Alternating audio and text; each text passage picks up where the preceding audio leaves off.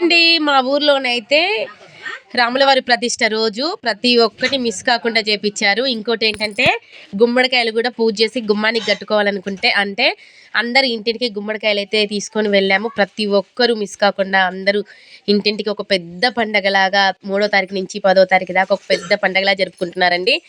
అందరం కలిసి నడుచుకుంటా హారతులు గుమ్మడికాయలు ఆడపిల్లలు తీసుకెళ్లాలంటే ఇంటింటికి ఆడపిల్లలు తీసుకొని సంతోషంగా అందరూ ఎక్కడెక్కడోళ్ళు అందరూ ఇక్కడికి వచ్చేసారు. ఎంతో హ్యాపీగా ఉంది అంతమందిని చూస్తాకే.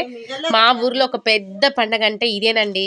ఈ ఈ పండగకి అయితే ఎవ్వరు మిస్ కాకుండా అందరూ వచ్చారు. అందరూ సంతోషంగా సరదాగా చుట్టాలందరినీ మాట్లాడేవాళ్ళని అందరినీ పిలుచుకొని ఎంతో హ్యాపీగా జరుపుకున్నారు.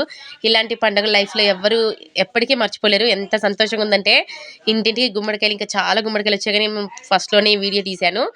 ఎంత హ్యాపీగా ఉందో తెలుసా, అందరు కలిసి బాగున్నామని మాట్లాడుకోవడము, అందరినీ ఇన్ని రోజుల తర్వాత అందరినీ ఒక కాడే చూస్తామని ఎప్పుడు ఎవరు అనుకోం కదా. ఎంత సంతోషం అనిపించింది తెలుసా, మస్తు సరదా అనిపించింది. ఇంకా ఫోటోలు వీడియోలు మామూలుగా కాదండి, రచ్చ అనుకోండి. ఎంత ఎంజాయ్ అంటే అంత ఎంజాయ్ చేసామండి.